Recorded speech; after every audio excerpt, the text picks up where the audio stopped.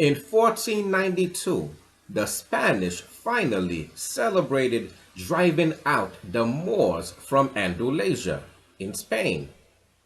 1492 is the year of the Inquisition, and with the fall of the Moors, the floodgates swung wide open. Europe could no longer be contained. They were now free to embark upon the task of colonizing much of the rest of the world. And in this manner, they have spread their cities upon the face of the earth and have sought to centralize control wherever they go. And today, they write and rewrite, draw and redraw maps of nations at their whim, all in an effort to increasingly centralize control to bring us to the point of where we are now, on the brink of one central control of government for the entire world, a new world order. But how did we get here? What happened? Well, today we're going to look at Haiti. After all, in 1492, Haiti was the first place that Columbus left a colony, the first place where he left a settlement. And Haiti has been the central theme within the Americas ever since Columbus's landing. Haiti was the first of all the nations in the Americas that was destroyed by Europe. But today, we're going to look at recent events, things that happened not too long ago, only 100 years, as a matter of fact. We're going to go back to 1914 to 1915, the year that the United States invaded Haiti, the year that Haiti began a 19-year military occupation under the United States, and the year that saw the U.S. gain firm control of Haiti's economy, control that has lasted up until this very day. To help us to understand what happened in 1914 and in 1915, let us use this report. The Seizure of Haiti by the United States. This is a report that was presented to the Congress of the United States in 1922. And we're going to look at this report to help us understand what is going on in Haiti today. And that will help us understand what is going on in the world today.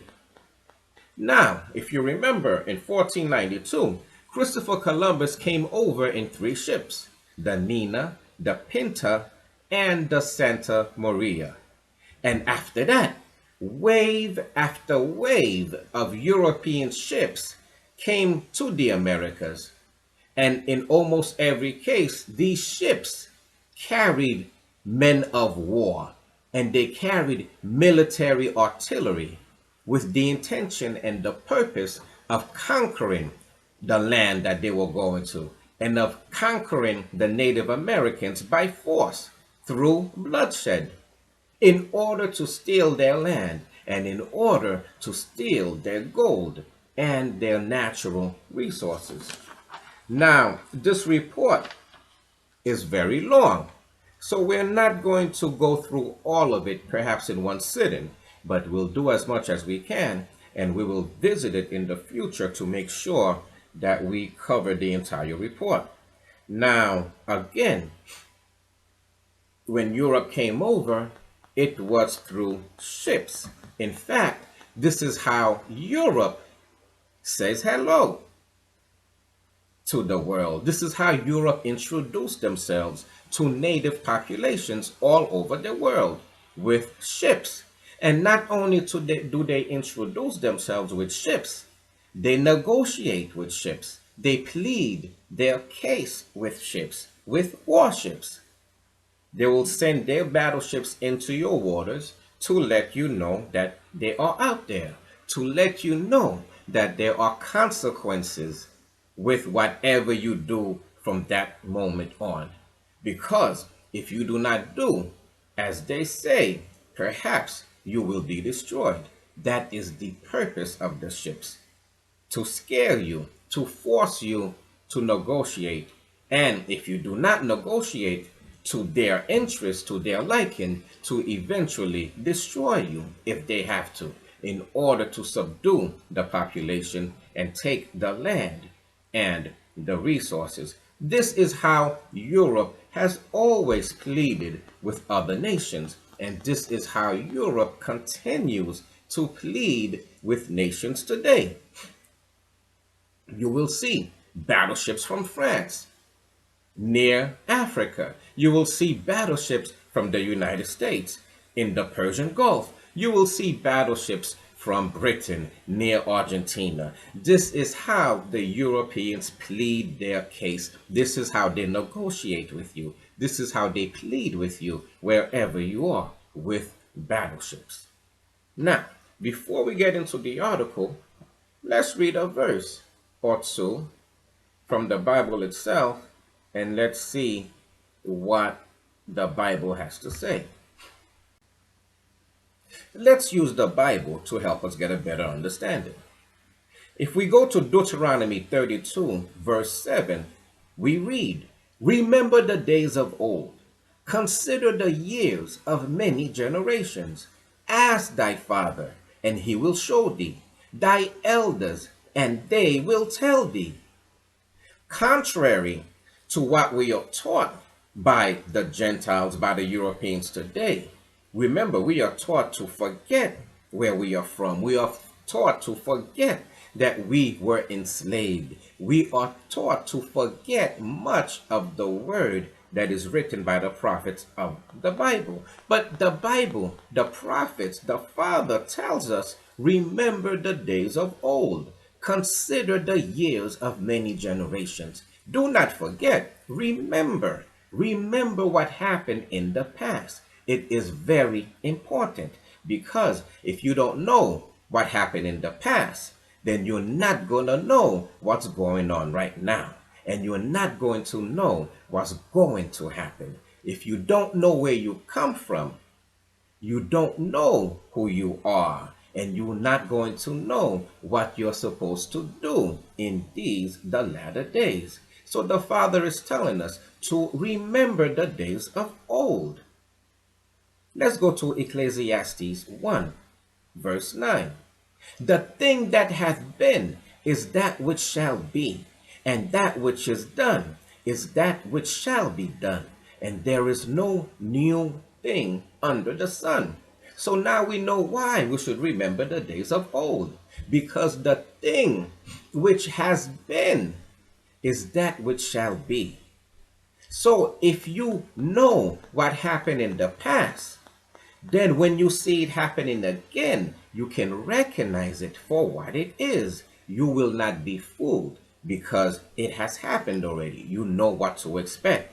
Well, the Father is telling us that there is nothing new under the sun. That means that very often nations behave the same way over generations. The things which your fathers did are the things that you are doing today.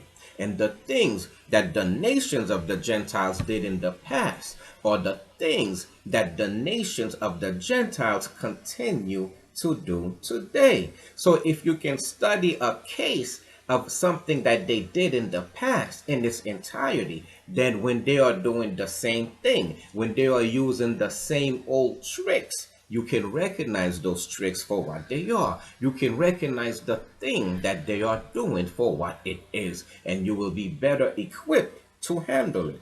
Again, the thing that hath been is that which shall be, and that which is done is that which shall be done. There is no new thing under the sun. That's why the Bible is so timeless, because many of the events, many of the things that happened to Israel in the past are things that happen to her children again. and again sometimes. Let's look at Isaiah 43, verse 14.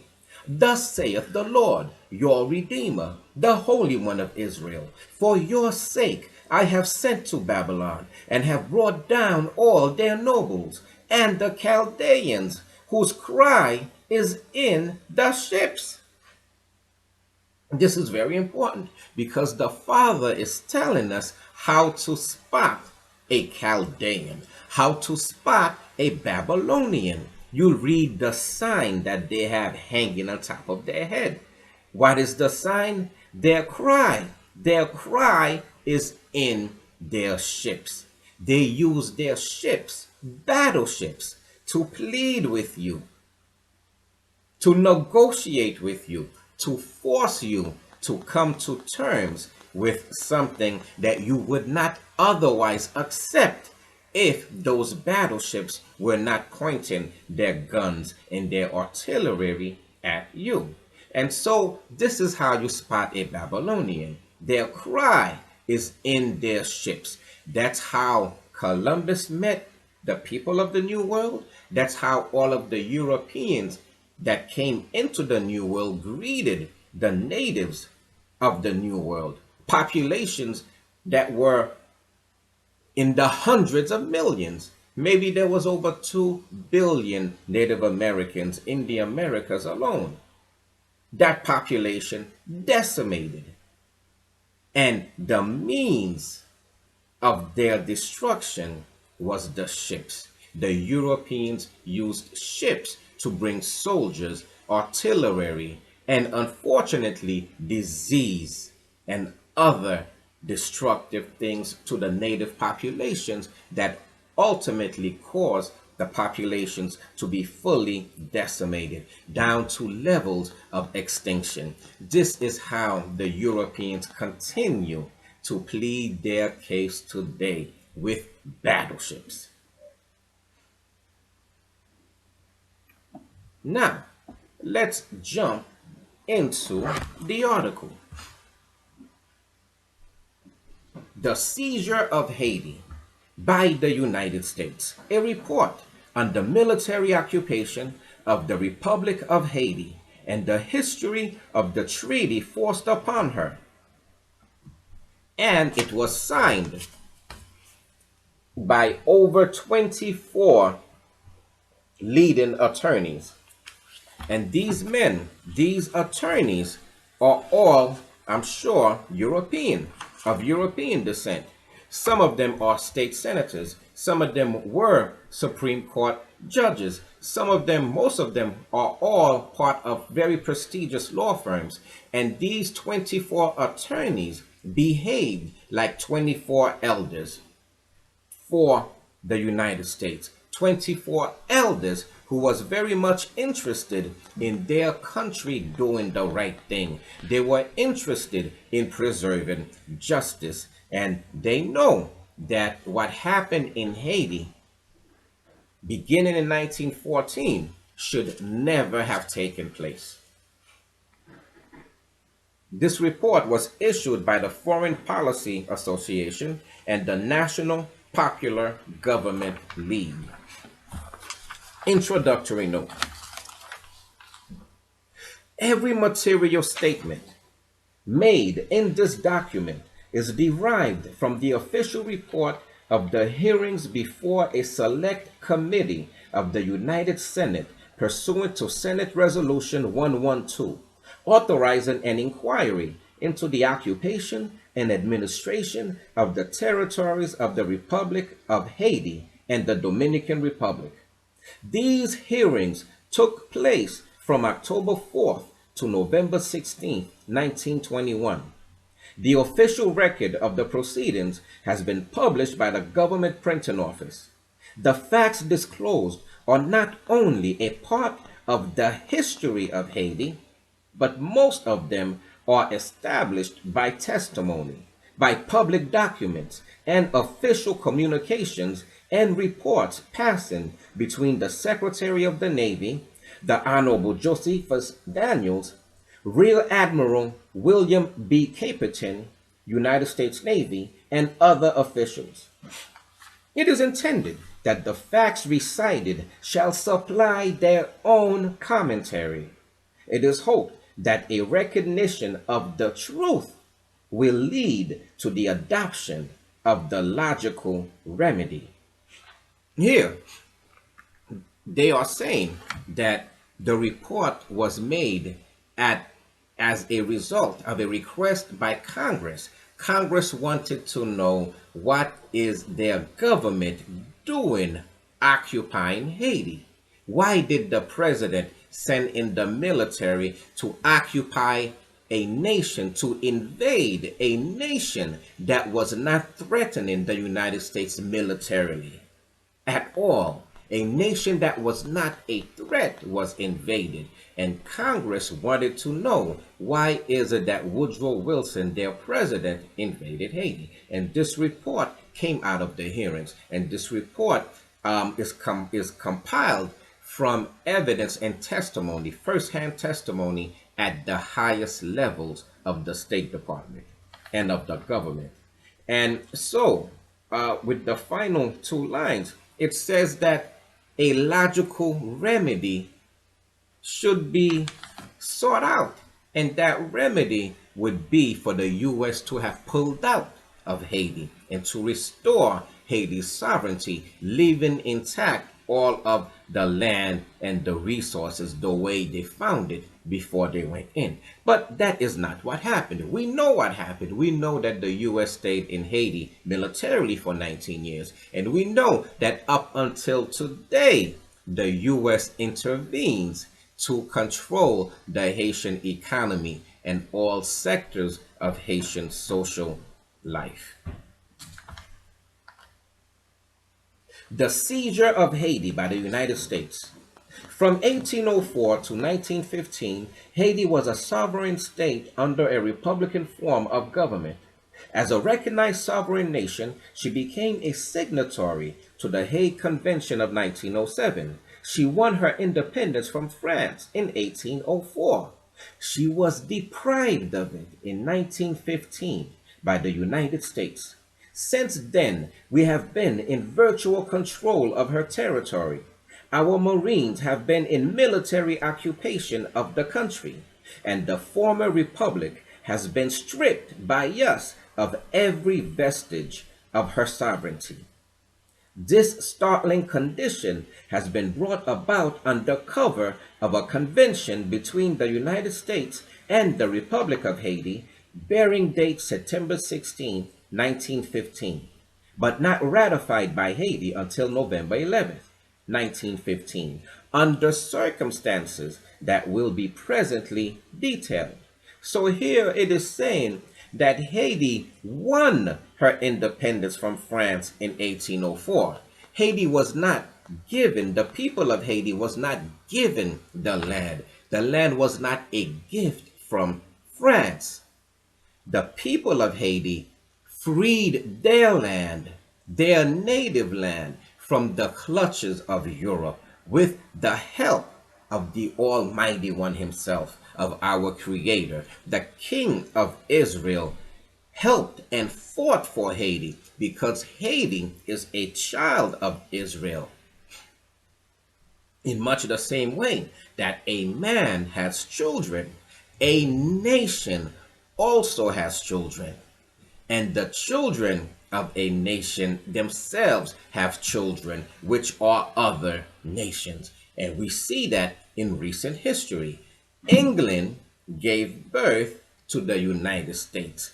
A nation begets nations. The same way Israel beget nations. The Bible tells us that nations came out of Abraham and that nations came out of Jacob. Well, Haiti is one of those nations that came out of Jacob. And because of this, the Father, the Creator of heaven and earth, fought for Haiti to liberate her from the nations of the Gentiles in 1791 through 1803 during the War for Freedom. The war that the compilers wrote that the people of Haiti, because of foreign intervention, remember, After Haiti liberated the land, her native land, from France by blood, through bloodshed, our fathers in Israel, our fathers gave their lives, gave their blood in order for Israel's nation of Haiti to be free. And what happened? France turned around and they pleaded with Haiti with their battleships. They pleaded with Haiti to pay them war reparations. In other words, Haiti had to pay in gold, in money, for a freedom that she had already paid for in blood. France pleaded with Haiti by sending vessels, ships, and ships of war to encircle the island and to threaten to once again invade the now weakened, newly formed nation of Haiti. And so, because of that, and because of a variety, a multitude of other interventions by other mainly European nations, including England, including the United States, Haiti, from the beginning, has always put in her constitution limitations on foreign ownership of land. Foreigners, especially Europeans, were forbidden and severely limited and restricted in the land that they can take for themselves, in the land that could be sold to them. And so the Constitution of Haiti prevents the sale of Haitian land to foreigners for the most part.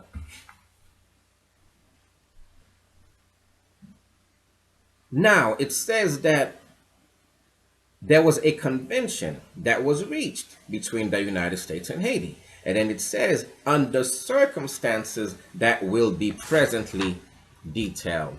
Why? Because the United States pleaded with Haiti the same way that the Babylonians, the Chaldeans have always pleaded their case, with battleships.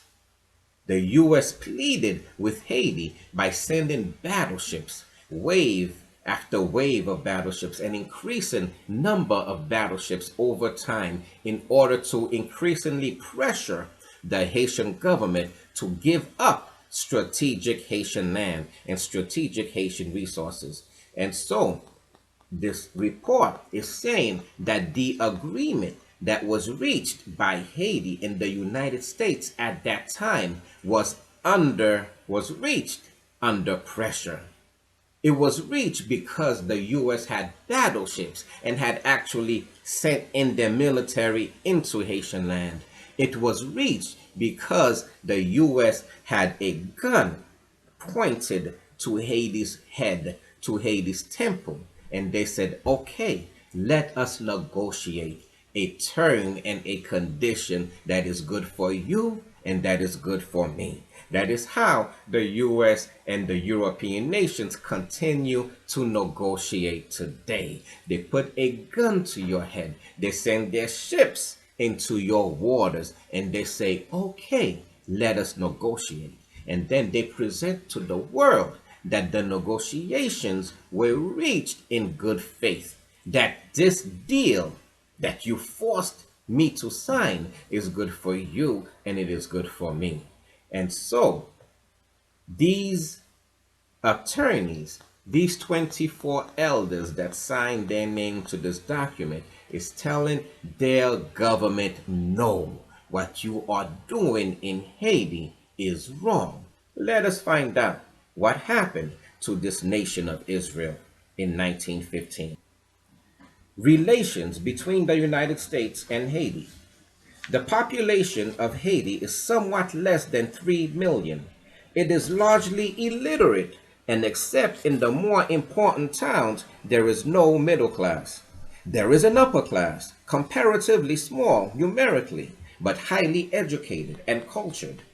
As a colony, Haiti suffered all the horrors of cruel slavery, with the consequence that a century of independence has not effaced the fear of foreign encroachment and domination.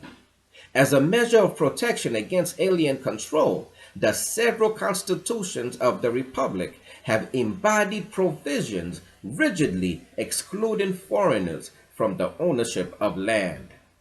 From an economic standpoint, there have been internal political dissensions resulting in disturbances.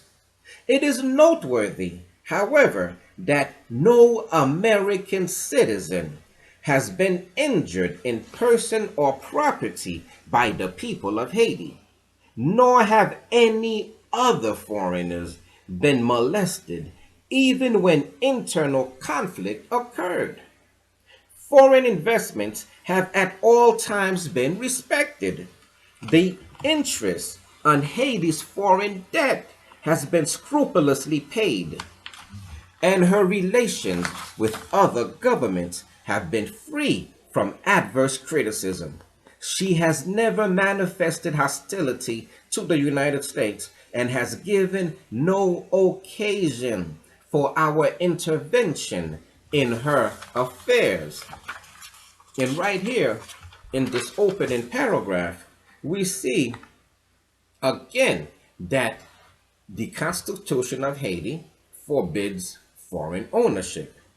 And it continues to say that even though there has been political unrest in Haiti from time to time, Haiti has never harmed an American citizen. No Haitian citizen had ever harmed an American citizen. No Haitian citizen had ever harmed any foreigner that was living or doing business or visiting Haiti in all the years after Haiti had taken its independence. And so this article is saying that nobody in Haiti threatened any foreigners at any point whatsoever prior to the American invasion.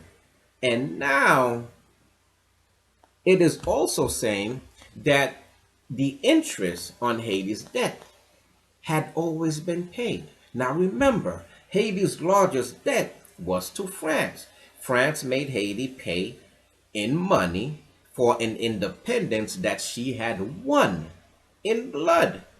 The price tag was 150 million francs. Now remember, Haiti was the richest colony in the world. Haiti is the richest land even today in the world. There is more oil in Haiti than there is in Venezuela. Haiti has copper, an almost unlimited supply. Haiti has hundreds of billions in gold. Haiti has a seemingly unlimited amount of natural resources. It was the gold and the riches of Haiti that built Spain and permitted Spain to become the greatest empire of its time. And it was the riches of Haiti, what the soil itself produced: cotton, coffee, sugar, tobacco, you name it. It was what the land of Haiti produced that built France, that allowed France to become the most powerful nation in the world at one time, to even allow Napoleon to think about world domination. It was the riches of Haiti that did all of these things. And so, Haiti is very rich and continues to be very rich. And so it is within the context of the riches of Haiti that you have to understand the debt that France imposed. The 150 million francs that Haiti was forced to pay France amounted to 10 times what Haiti produced per year, 10 times of Haiti's domestic gross product, 10 times the amount that the richest land in the world was producing every year. Think about that for a minute. The US is the richest nation in the world right now, and the GDP is roughly $17 trillion. If another nation was to force the US to pay 10 times of her GDP to remain free, that would be $170 trillion. That is a better indication of what Haiti had to pay back France. 10 times the amount of what they were producing in 1 year. Haiti had to pay France 80% of everything that it was making per year in order to pay that debt back. A debt that it took over 100 years to pay, a debt that it never incurred, a debt unjustified. Haiti took over 100 years to pay France back. At times, Haiti was paying 80% of everything that the government was taking in to France. At one point, Haiti even had to close all the public schools. Imagine, all the public schools in Haiti had to be closed down in order to pay France. And through all of this, according to this very report that went before Congress in 1922, according to this report, Haiti was never late on that debt or on any other of the illegal and unjust debts that the other nations of Europe had forced Haiti to take in order to be able to function, in order to be able to remain free. In all of these cases, in all of these debts, Haiti had always paid those debts, using their words, scrupulously. And so this nation had never harmed anyone after its independence, no foreigners. This nation did not owe any other nation. Even when the debt was beyond belief, this nation paid all of its debt on time. Then why is the United States in Haiti even today? Why did the United States go into Haiti in 1915? The report continues.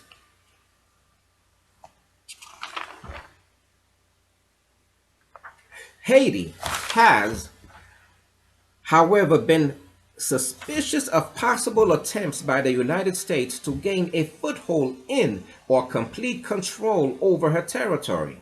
From 1847 on, the United States has in fact made several attempts to obtain control of the harbors of Samana Bay on the eastern coast of the Dominican Republic and of Mole Saint Nicolas on the northwest coast of Haiti for avowed use as naval bases. So here it says from 1847, the U.S. had been insisting that Haiti gives up Mole Saint Nicolas, which is a very strategic strip of land. It's a peninsula, you can say an island that that looks towards Florida and towards Cuba. In fact, it sits on one of the busiest waters, one of the busiest international corridors in the entire world. Haiti consistently declined to consider either a cession or lease of any part of her territory to the United States. Nevertheless, in 1891, our government sent Admiral Girardi with a considerable fleet to Port-au-Prince. The Babylonians were crying with their ships. Their cry is in their ships. That's how they plead with you. That's how they negotiate with you. That's how they say, let us talk. Nevertheless, in 1891, our government sent Admiral Girardi with a considerable fleet to Port-au-Prince, the capital of Haiti, to treat for a cession or lease of Mole Saint Nicolas. The Haitian government objected even to a discussion of the proposal, and our fleet was withdrawn. On 6 occasions between 1914 and 1915, the United States made direct overtures to Haiti to secure control of her custom houses and their administration. And so now their attention increased. Not only did they want, or did we in the United States want Mole Saint Nicolas, we now asked Haiti to give us all of their custom houses. In other words, all the goods that are coming into the country and that are going out of the country, we want control of. And of all the monies generated from the operations of those custom houses, we want to put into our own pockets. This is what happened in 1915 to Haiti. On 6 occasions during 1914 and 1915, the United States made direct overtures to Haiti to secure control of her custom houses and their administration. All of these efforts proved futile. In the meantime, a number of revolutions were in progress in Haiti, similar in character to those that have frequently occurred in Mexico and in various Central American and South American countries, and frequent changes in governmental administration took place. It says here that on 6 different occasions during 1914 and 1915, the United States made overtures to Haiti to gain complete control of the custom houses. The custom houses control all the goods that are exported out of the country and all the goods that are imported into the country. A lot of money is generated for the government this way. Well, now the U.S. wants control of everything that comes in, of everything that goes out, and they want to put all of the funds generated in their pockets. And now, to up the pressure, what we learn is that these writers are telling their government that we know how you operate. We know that the recent revolutions that are occurring in Haiti are not simply occurring now by coincidence. It's not a coincidence that your ships are in the waters, that you are asking for Mole Saint Nicolas, for Haitian land. You are asking for the custom houses. You are asking for the government to give you things that the government and the people do not want to give you. And now all of a sudden, there are uprisings. There are revolutions. Well, these 24 elders of the United States, they say, we know what you're doing because you have done this in other South American countries. You have created unrest before. You have started revolutions, demonstrations, and uprisings before in order to suit your own interests, in order to install your own government, usually a dictator that will ravage the people and the land in order to serve your corporate interests. So the 24 elders say, we know how our government operates, but it is wrong. It is not justice. Vessels belonging to our Navy frequently entered Haitian waters. In the latter part of 1914, our government offered assistance to the then president of Haiti in view of a threatened revolution upon conditions which were rejected. The U.S. is the one that most likely created the situation where a revolution was threatened. Create the problem, provide the answer. Problem, solution. One of the now oldest tricks, at least of recent times. Problem, solution. This is how the Gentiles, this is how the nations of Europe operate today. Problem, solution. They create a problem and then they say, we have the solution.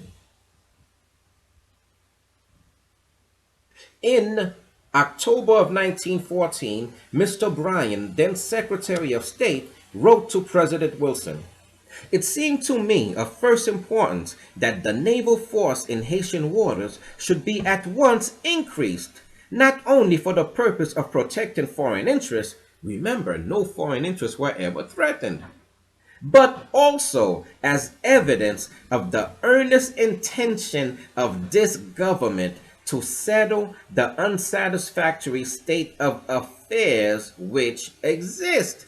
And so this gentleman, the Secretary of State, wrote to President Wilson and he tells them that we need to cry louder. We need to send more ships. We need to plead our case with more intention. We need to let these Haitian people, these Haitian children of Israel, that we mean business and that we do not like what's going on in Haiti because it is not satisfactory to us. We will be looking to change it. Wilson obliged.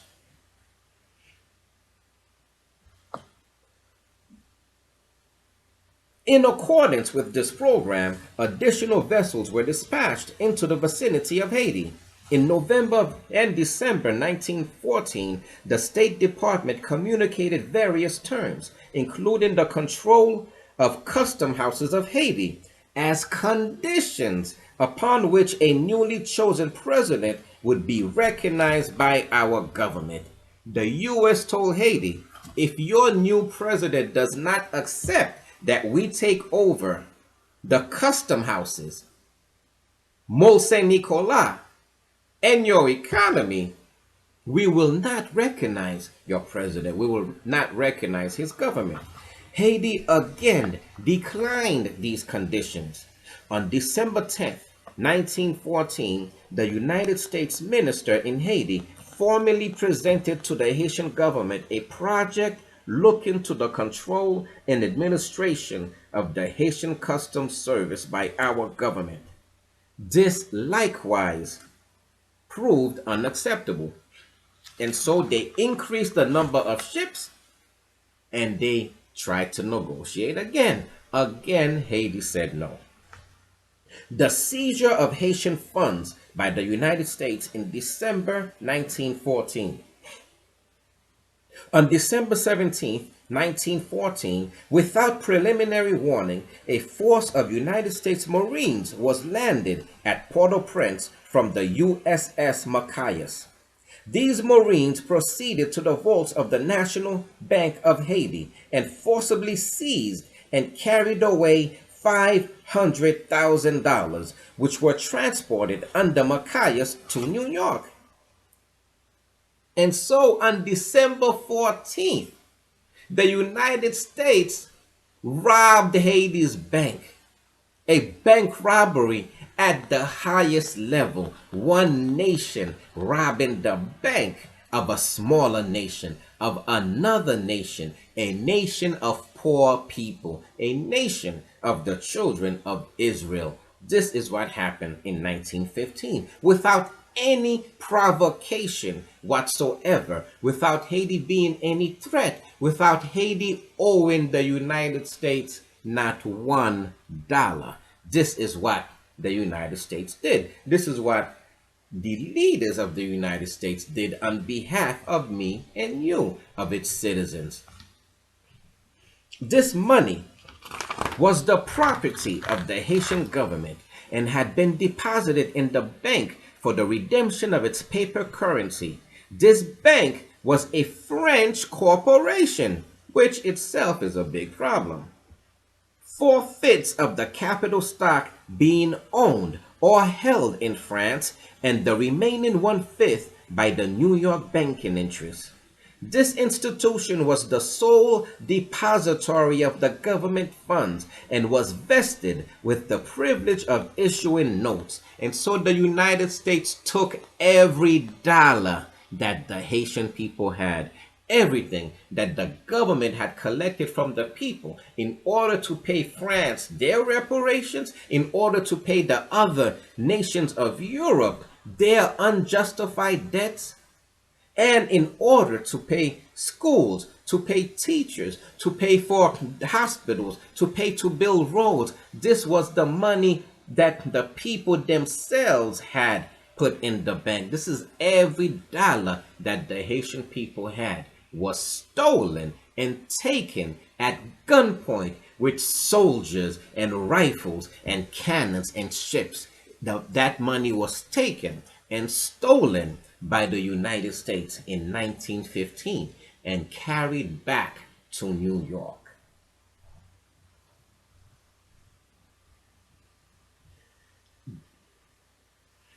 This institution was the sole depository of the government funds and was vested with the privilege of issuing notes. The Haitian government at once protested against the violation of its sovereignty and asked for an explanation, which was never vouchsafed. In March 1915, the United States sent a special mission to Haiti to negotiate for the American control, which was again refused. So again, a special mission went from the United States to Haiti to negotiate for American control. How do the Americans negotiate? How do the Gentiles negotiate? The Babylonians with ships. We continue. The Haitian government at once protested. This was followed in May 1915 by a further commission which presented the Haitian government a project for United States military protection and intervention, arbitration of claims by foreigners, and the prohibition of the secession or use of Mole Saint Nicolas to any other government. And so the United States is relentless. To this proposal, the Haitian government presented a counter project for financial and military aid. At last, the Haitian government begins to sink under the pressure.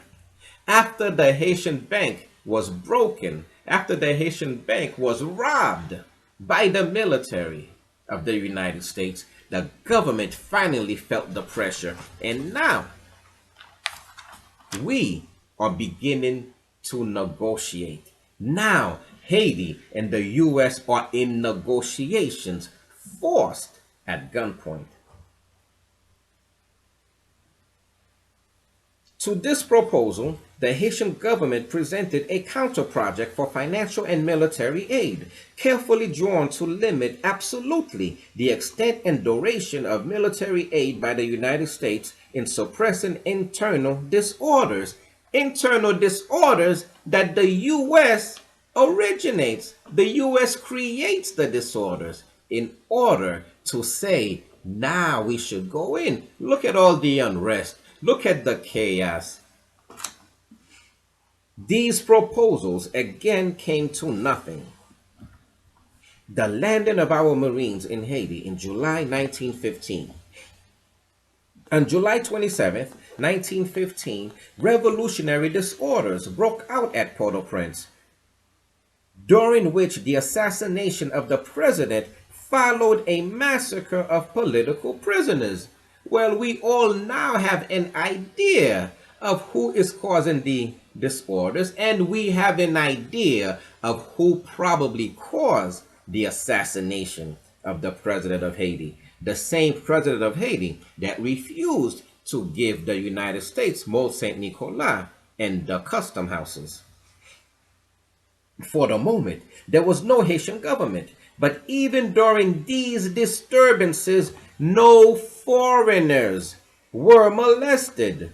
On the following day, American naval and marine forces in Haitian waters under the command of Admiral Capitan landed and occupied Port-au-Prince, and shortly afterwards took possession of the other principal ports and towns in the Republic.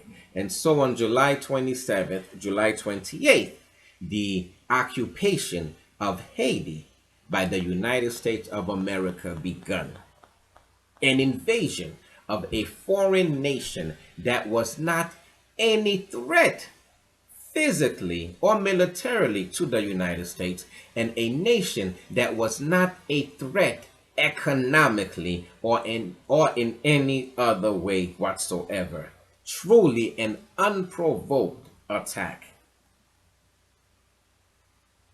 During this period, the Admiral's official messages to the Navy Department state specifically that he had acquired and exercised control of the internal situation, and that governmental functions were being carried on by a body of citizens acting under his directions. And so it seems that Admiral Capitan, the admiral in charge of the fleet, the Navy fleet that had encircled Haitian waters, he did not have in trouble finding many traitors among the people of Haiti, many traitors among the children of Israel who were willing to do anything and everything that the Gentiles asked for personal gain, for a few dollars, for some trinkets, for a small piece of land. They sold their nation and they sold their people to the Gentiles. A few days later, he directed this committee of citizens to resign and gave orders for the restoration of the government treasury service to the National Bank of Haiti, from which it had been removed previously by the Haitian government. Now, the Haitian government had disbanded the bank. It was a French bank that allowed the U.S. to just walk in with their soldiers and take and wipe out the entire account of the government clean. The Haitian government had suspended this bank, and the U.S., of course, reinstituted this French bank. The election of a new president for Haiti. The Admiral's daily reports to Washington reflect with startling frankness the situation at the Haitian capital, the march of events looking to the realization of expectations, and the influence exerted by the United States in the election of the new president and in the negotiation and acceptance of a treaty. The Haitian legislature, consisting of a chamber of deputies and a senate, was in session and was about to proceed to the election of a new president to fill the existing vacancy, but under orders from our State Department.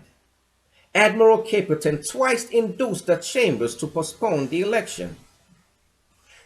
American naval forces at the capital canvassed the political situation carefully. Several prominent and universally respected Haitian citizens were asked to be candidates for the presidency, but all refused. One of them, Monsieur Leguerre, former minister at Washington, characterized by Lord Pauncefort as the ablest, most accomplished diplomat I have known, refused upon the ground that he was for Haiti, not for the United States. And then he would have to wait and see what the United States would demand of Haiti in order to be in a position to defend Haitian interests. When Sudre Dardignave, the president of the Senate, proclaimed himself a candidate for the election to the presidency of the Republic and offered, if elected president, to accede to any terms which the United States might name, including the surrender of customs control and the cession of Mont Saint Nicolas, Admiral Caperton notified Washington of the fact. He advised that the breaking up of the bands of revolutionaries by the forces of the United States was imperative if the United States desired at this time to negotiate a treaty for financial control of Haiti. A treaty for financial control of Haiti, one which they bear to this very day. The State Department, by the instruction of the President, requested the Navy Department to send a sufficient force of Marines to control the situation absolutely. And Caperton was instructed that the United States favored the election of Dardignave. Why? Why did the U.S. favor the election of Dardignave? Because Dardignave promised to give the land and its resources to the United States. He promised to be a puppet. And so the U.S. plans on installing him. They planned to put him in. And usually these puppets of the United States, these puppets of Europe, usually amount to being tyrants to the people. The policy that had been formulated at Washington was expressed in a message wherein the Navy Department directed the admiral by proclamations and otherwise to assure the Haitian people that the United States of America has no object in view except to ensure, establish, and help maintain Haitian independence and establishment of a firm and stable government by the Haitian people. And there you see the lie, the vicious lie. And these are the same lies that we fall for today. This panel of 24 elders in this report to the U.S. Congress firmly established that the U.S. was there without any provocation, and that the U.S. was there in order to steal the resources and the monies that were flowing in to the people of Haiti. And yet, what does the U.S. say? What is the proclamation that they make to the rest of the world? They say that Haiti is suffering under unrest. They say that Haiti cannot control itself and that they have to go in there in order to protect the lives of the citizens of Haiti. This is a lie. It was a lie in 1915. It was a lie in 2004 when the U.S. military went into Haiti. And it was a lie after the earthquake in 2010 when the U.S. and the nations of Europe said that Haiti could not help itself to come out of the earthquake. Or in every case, the U.S. lied about its intention for sending in its military. Its intention is to steal the resources and the land right from underneath the rightful owners, the people of the land.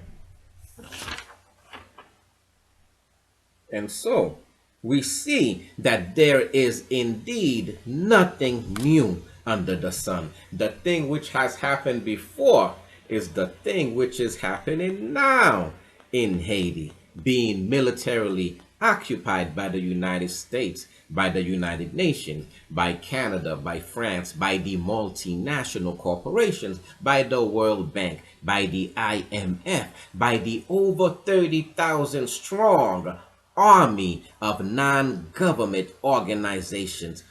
All of them are in Haiti with bad intentions. All of them are in Haiti casting lots for the land of Judah, for the land of the child of Israel. Let us continue. In the meantime, the State Department had advised the American minister at Port-au-Prince of the procedure that he was to pursue to assist the Haitian Congress in electing a president, saying that the United States would expect to be entrusted with customs control and such financial control as might be deemed necessary. The night before the election, American naval officers informed the senators, deputies, and candidates for president of the intentions and policy of the United States as instructed. So the night before the elections, the United States sent their military to intimidate the senators and the deputies, to let them know, and also to let them know clearly what the United States want. They want control of the custom houses, they want Mont Saint Nicolas, and they want complete control of Haiti's economy. On August 12, 1915, Monsieur d'Artignave was elected president. Admiral Caperton's chief of staff being on the floor of the voting hall and American Marines guarding the approaches.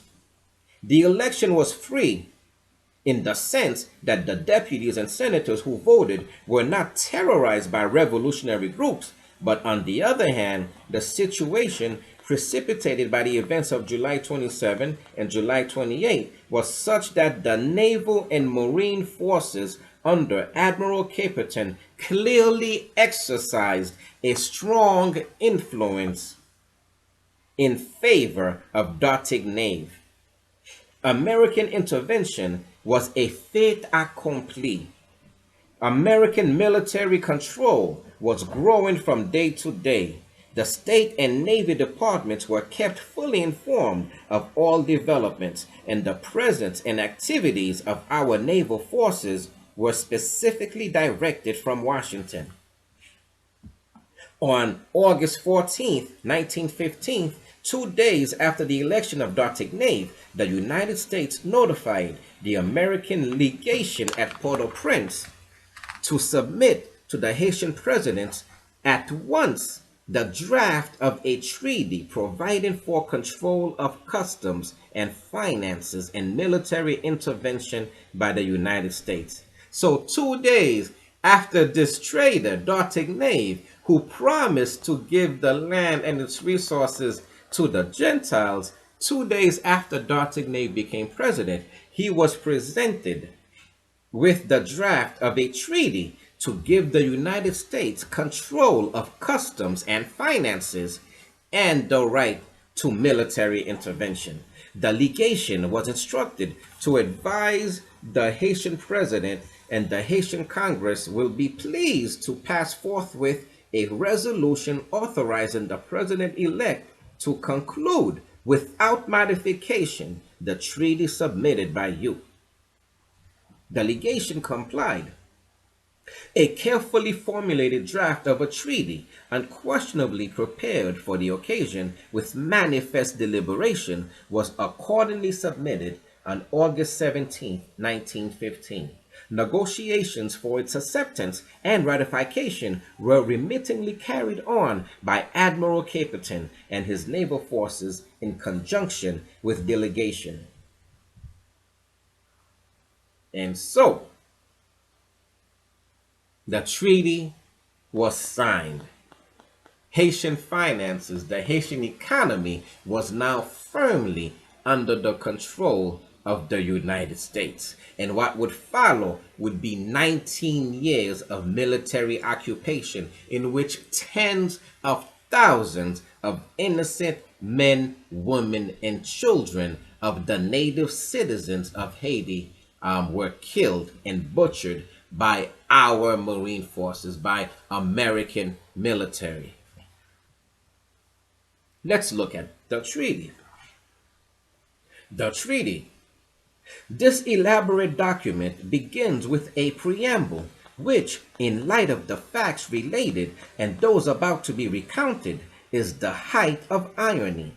It declares, the United States and the Republic of Haiti, desiring to confirm and strengthen the amity existing between them by the most cordial cooperation in measures for their common advantage, and the Republic of Haiti desiring to remedy the present condition of its revenues and finances, to maintain tranquility of the Republic, to carry out plans for the economic development and prosperity of the Republic and its people, and the United States, being in full sympathy with all of these aims and objects, and desiring to contribute in all proper ways to their accomplishment, have for that purpose plenipotentiaries, have appointed for that purpose plenipotentiaries. And so, in this preamble, we see that the United States is telling the world and the future generations of Haiti, those children of Haiti who were not there when it happened, the United States is preparing to tell them that it was Haiti that invited us in. It was Haiti that invited the United States of America in with their military, shooting our mothers and raping our daughters and our young men.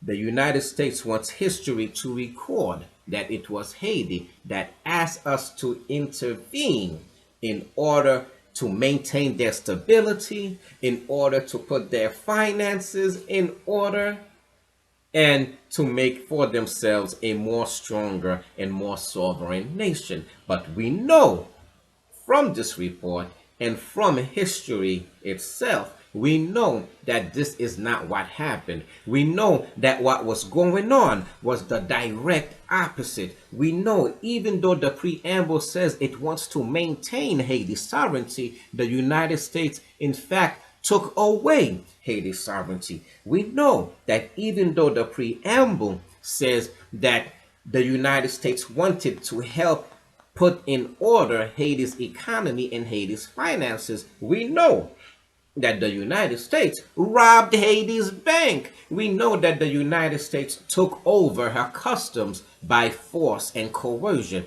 And we know that the United States continues to this day to rob Haiti of her resources, of the sweat of her labor, continue to take from the poor to enrich her rich corporate masters to this very day. And so the 24 elders of the U.S.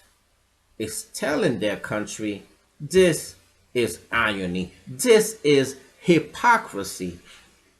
You did not go in there to help Haiti. You went in there to hurt Haiti, to rob Haiti, to kill her people, and to steal her land.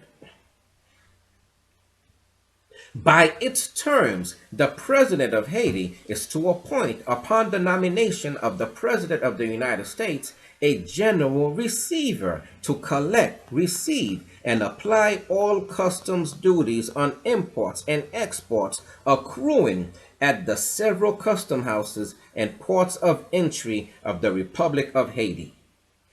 Upon nomination by the President of the United States, the President of Haiti is to appoint a financial advisor who shall be an officer attached to the Minister of Finance to give effect to whose proposals and labors the ministry will lend efficient aid. The financial advisor is, among other things, to devise an adequate system of public accounting to aid in increasing the revenues and adjusting them to the expenses, to inquire into the validity of the debts of the Republic, to recommend improved methods of collecting and applying revenues. The government of the Republic of Haiti is to provide by law or appropriate decrees for the payment of custom duties to the general receiver, and to extend to the receivership and to the financial advisor all needed aid and full protection in the execution of the powers confirmed and duties imposed. All sums collected and received by the general receiver are to be applied first to the payment of the salaries of the allowances of the general receiver. So this is how all the money that they are robbing from the people of Haiti through the custom houses are to be spent. Notice that it's going to go to the receiver first, then to all of his people and to all of their workers. So the money goes to the people who are invading. It goes to the invaders first. It goes to the foreigners first, and the little bit that is left over will be split among the people. And we know that sometimes nothing at all gets trickled down to the people. That's exactly what's going on today. The United States, for example, have insisted that Haiti's minimum wage remain at $5 or $8 per day. The United States fought to make sure that the minimum wage for labor in Haiti does not increase beyond that $8 per day.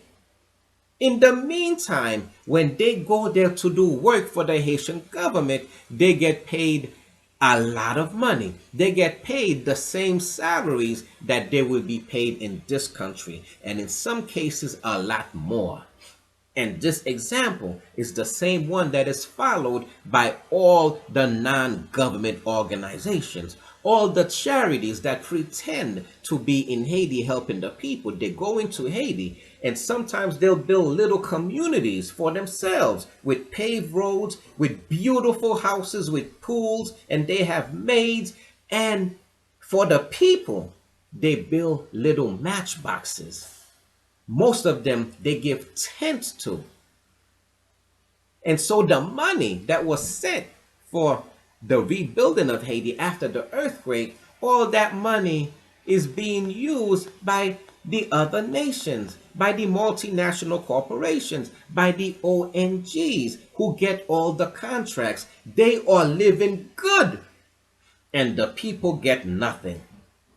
Again, there is nothing new under the sun. The thing which happened is that which is happening now.